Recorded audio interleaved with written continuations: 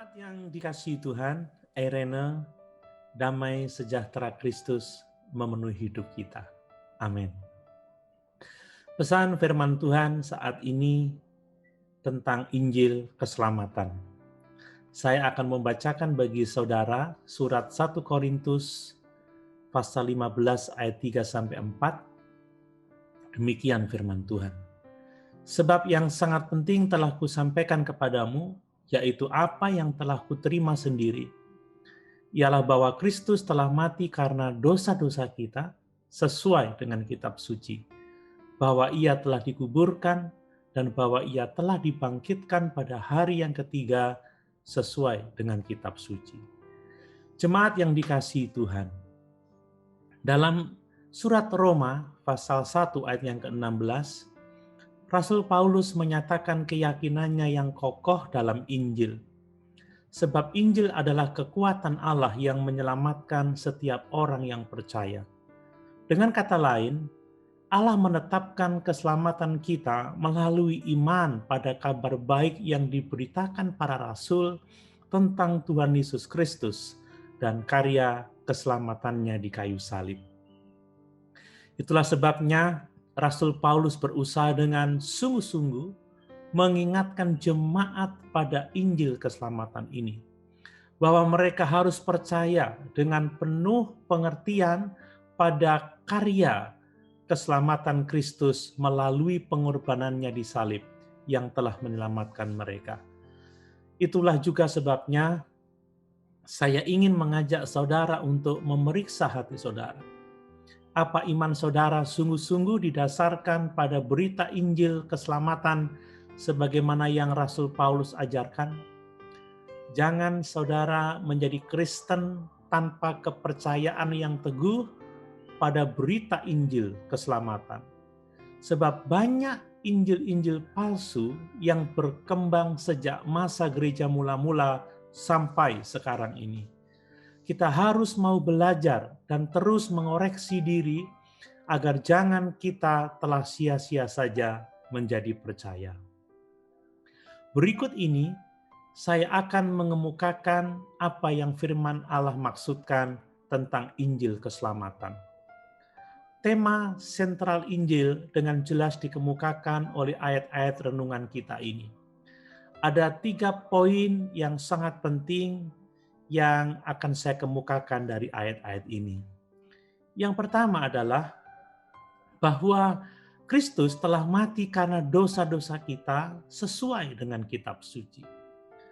Tanpa kebenaran ini, kematian Kristus tidak ada artinya. Dan mereka yang percaya kepadanya masih hidup dalam dosa dan tanpa pengharapan.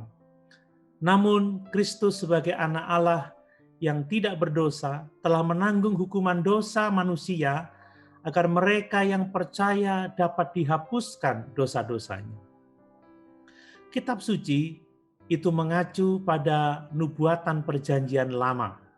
Seperti dalam Mazmur pasal 16 ayat 8-11 yang berbunyi demikian.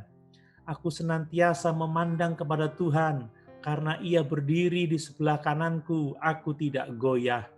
Sebab itu hatiku bersuka cita dan jiwaku bersorak-sorak, bahkan tubuhku akan diam dengan tentram.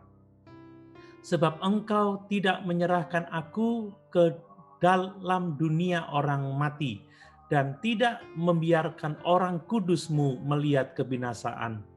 Engkau memberitahukan kepadaku jalan kehidupan. Di hadapanmu ada sukacita berlimpah-limpah, di tangan kananmu ada nikmat senantiasa. Dan juga dalam Yesaya pasal 53 ayat 5-6, tetapi dia tertikam oleh karena pemberontakan kita, dia diremukkan oleh karena kejahatan kita, ganjaran yang mendatangkan keselamatan bagi kita ditimpakannya kepadanya, dan oleh bilur-bilurnya kita menjadi sembuh. Kita sekalian sesat seperti domba, masing-masing kita mengambil jalannya sendiri, tetapi Tuhan telah menimpakan kepadanya kejahatan kita sekalian. Jemaat yang dikasihi Tuhan, kematian Kristus di kayu salib bukanlah kebetulan, atau hayalan manusia saja. Semuanya itu telah menjadi bagian dari rencana Tuhan sejak kekekalan untuk membawa keselamatan bagi semua orang yang percaya. Hal kedua yang penting adalah bahwa Tuhan Yesus, Dia dikuburkan. Fakta kematian Kristus terungkap dalam fakta penguburannya. Banyak yang mencoba untuk mengabaikan kematian Kristus yang sebenarnya. Tetapi Yesus pada kenyataannya mati dan dikuburkan di dalam kuburan. Hal penting yang ketiga adalah bahwa Yesus Dia dibangkitkan pada hari ketiga sesuai dengan kitab suci. Kristus dibangkitkan secara permanen selamanya.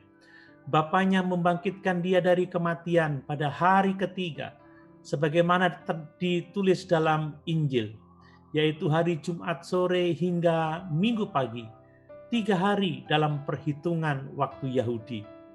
Kebangkitan Yesus juga terjadi sesuai dengan kitab suci. Tuhan Yesus mengutip Nabi Yunus dalam Matius pasal 12 ayat 40 untuk berbicara tentang kebangkitannya dalam 3 hari. Seperti yang dinubuatkan dalam perjanjian lama. Dia berkata seperti ini, sebab seperti Yunus tinggal di dalam perut ikan 3 hari 3 malam, demikian juga Anak Manusia akan tinggal di dalam rahim bumi 3 hari 3 malam. Mazmur pasal 16 ayat 8-11 yang saya sudah bacakan tadi, dan Mazmur pasal 110 juga menubuatkan kebangkitan Mesias ini. Itulah inti Injil keselamatan, yaitu bahwa Allah menawarkan kepada kita keselamatan dari hukuman kekal akibat dosa-dosa kita. Bahwa Yesus Kristus adalah juru selamat yang telah memikul dosa-dosa kita di kayu salib, dan bahwa Ia dibangkitkan pada hari yang ketiga dari kuburnya. Dan bahwa Tuhan menyelamatkan setiap orang yang percaya pada Kristus dan karya keselamatannya. Bagaimana dengan saudara?